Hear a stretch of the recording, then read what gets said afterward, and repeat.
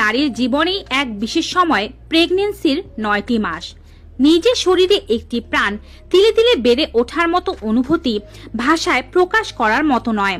আনন্দ, উৎকণ্ঠা সবকিছুই নিয়ে আপনার এই সময়টি কাটতে পারে। তার সাথে থাকতে পারে একটি কৌতূহল, আর সেই কৌতূহলটি হচ্ছে গর্ভের বাচ্চাটি ছেলে নাকি মেয়ে। আপনাকে দেখে হয়তো মা দিদিরা অনেক কিছুই আন্দাজ করছেন। অনেকেই বলছেন আপনার হয়তো ছেলে হবে, কিংবা কেউ বলছেন আপনার মেয়ে হবে। অনেকে আল্ট্রাসাউন্ড করে গর্ভের বাচ্চার লিঙ্গ জানতে চান, অনেকে আবার কোনো আল্ট্রাসাউন্ডের মাধ্যমে লিঙ্গটি জানতে চান না। আবার কিছু কিছু দেশে আল্ট্রাসাউন্ডের মাধ্যমে গর্ভের সন্তানটি ছেলে নাকি মেয়ে তা জানা এক ধরনের অপরাধ।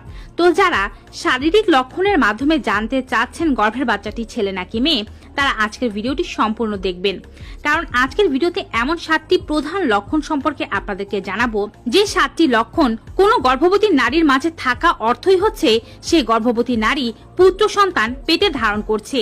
সবকিছু জানতে পুরো ভিডিওটি জুড়ে আমার সাথে থাকুন। প্রথমত বলছি পেটের অবস্থান নিয়ে।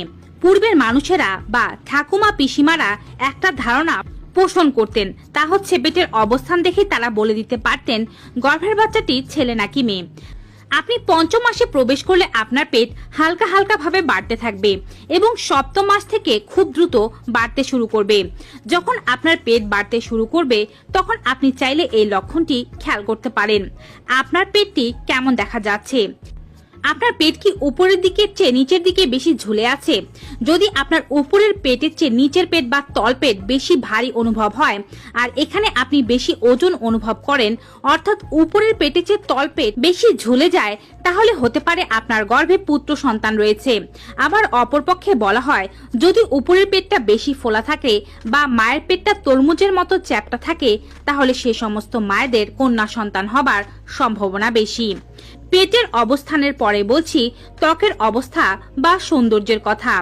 মনে করা হয় বা প্রচলিত ধারণা রয়েছে যে যখন কোনো মায়ের পুত্র সন্তান পেটে থাকে তখন মায়ের সৌন্দর্য বেড়ে যায়, কারণ পুত্র সন্তান মায়ের সৌন্দর্য চুরি করতে পারে না, তবে কন্যা সন্তান মায়ের সৌন্দর্য চুরি করে নেয়, যার ফলে মায়ের মুখে ব্রণ ও মেস্তা হতে দেখা যায়। তবে এই ধারণার দ্বিমত আছে। কিছু কিছু ক্ষেত্রে বলা হয় যে মায়ের মুখে যদি কোনো ধরনের মেস্তা ব্রণ না থাকে তাহলেই মায়ের মেয়ে সন্তান হয়, আর পুত্র সন্তান হলে মায়ের মুখে মেস্তা ব্রণের পরিমাণ আরো বেশি বেড়ে যায়। তো আমি এই বিষয়ে কোনো মন্তব্য প্রকাশ করছি না। আপনাদের কাদের মধ্যে কোন ধরনের ঘটনাগুলো ঘটছে, বা যারা ইতোমধ্যে সন্তান প্রসব করেছেন তাদের আসলে কি লক্ষণ দেখা দিয়েছিল, তারা অবশ্যই নিচের কমেন্ট বক্সে জানিয়ে দেবেন। ত্বকের বিষয়টি সম্পর্কে 100% শিওর ভাবে না বলা গেলেও 100% শিওর ভাবে বলা যেতে পারে চুলের পরিবর্তন। যদি গর্ভাবস্থায় কোনো মায়ের চুল আগের চেয়ে বেশি সুন্দর, ঝলমলে এবং মসৃণ হয়ে যায় এবং চুলের আকার বেশি পরিমাণে বৃদ্ধি পেতে থাকে, তাহলে সেই সমস্ত মায়েদের গর্ভে পুত্র সন্তান আছে। আর যদি এর উল্টোটি হয়, অর্থাৎ চুল রুক্ষ, মলিন এবং উস্কো খুস্কো হয়ে যায়, তাহলে সেই সমস্ত মায়েদের গর্ভে কন্যা সন্তান আছে বলে মনে করা হয়। এবারে বলছি তৃতীয় লক্ষণ সম্পর্কে। প্রাককালীন অসুস্থতা বা মর্নিং সিকনেস। অধিকাংশ নারীরাই মর্নিং সিকনেসের সমস্যায় ভুগে থাকেন। যদি কেউ মর্নিং সিকনেসের সমস্যায় কম পরিমাণে ভুগে থাকেন বা না ভুগেন, বলতে হবে তারা একটু বেশি পরিমাণে ভাগ্যবান। বলা হয় থাকে গর্ভে যদি পুত্র সন্তান থাকে তাহলে গর্ভবতী মায়েদের হরমোনটা এমনভাবে পরিবর্তন হয় যে তাদের মর্নিং সিকনেস বা বমি বমি ভাবের সমস্যাটা তুলনামূলকভাবে কম হয়, কারো কারো ক্ষেত্রে একেবারেই হয় না। তবে গর্ভে যদি মেয়ে সন্তান থাকে হরমোনের প্রভাব বেশি পরিমাণে বেড়ে যায়, যার ফলে গর্ভবতী মায়েদের সকালের অসুস্থতা বেশি পরিমাণে অনুভব হতে পারে। যে সমস্ত মহিলারা সকালবেলা তেমন অসুস্থ অনুভব করেননি তাদের পুত্র সন্তান হয়েছে, আর যারা সকালে অনেক বেশি মর্নিং সিকনেস বা বমি বমি ভাবের সমস্যা অনুভব করেছেন তাদের কন্যা সন্তান হয়েছে। এবারে বলছি চতুর্থ লক্ষণ, বাচ্চার মুভমেন্ট বা নড়াচড়া।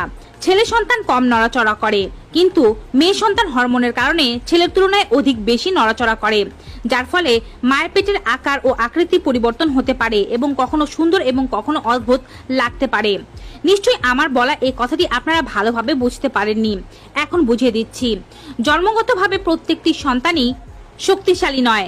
ছেলে সন্তানরা কম শক্তিশালী, কারণ তারা XY ক্রোমোজোম দিয়ে গঠিত।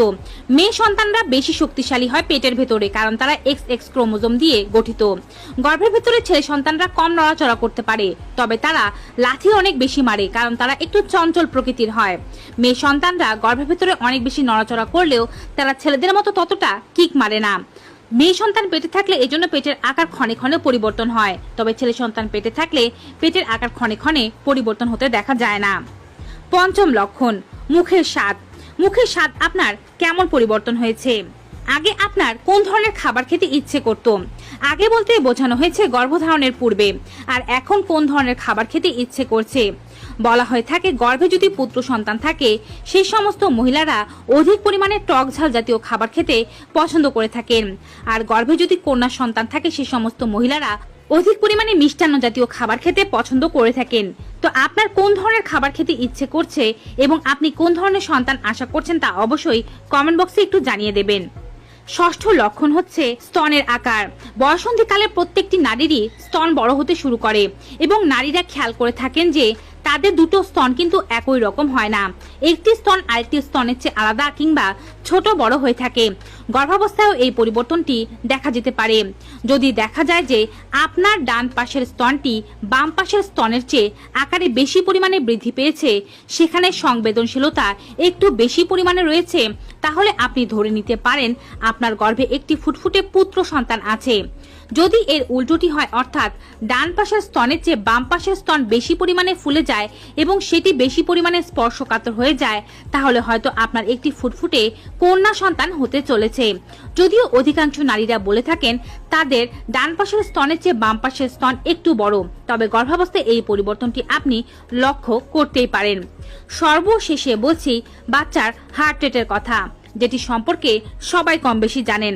বলা হয়ে থাকে যে গর্ভাবস্থায় যদি কোনো শিশুর heart rate 140 beat per minute বা তার চেয়ে কম থেকে থাকে তাহলে সেটি পুত্র সন্তান।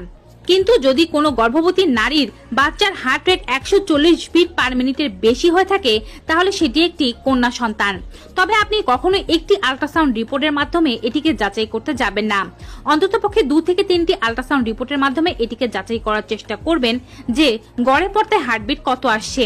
যদি সবসময় বেশি থাকে তাহলে কন্যা সন্তান, আর যদি সবসময় 140 বিটের কাছাকাছি থাকে তাহলে পুত্র সন্তান। তো ভিউয়ার্স, গর্ভে পুত্র সন্তান আছে নাকি কন্যা সেটি জানার 7টি গুরুত্বপূর্ণ লক্ষণ সম্পর্কিত এই ভিডিওটি পেয়ে আপনাদের কেমন লেগেছে কমেন্ট বক্সে জানাতে ভুলবেন না। ভিডিওটি ভালো উপকারী মনে হয়ে থাকলে অবশ্যই বেশি মাত্রায় like, comment, share and subscribe. দেখা হবে আবার নতুন একটি ভিডিওতে নতুন কিছু উপকারী তথ্য নিয়ে। Till then, goodbye and take care.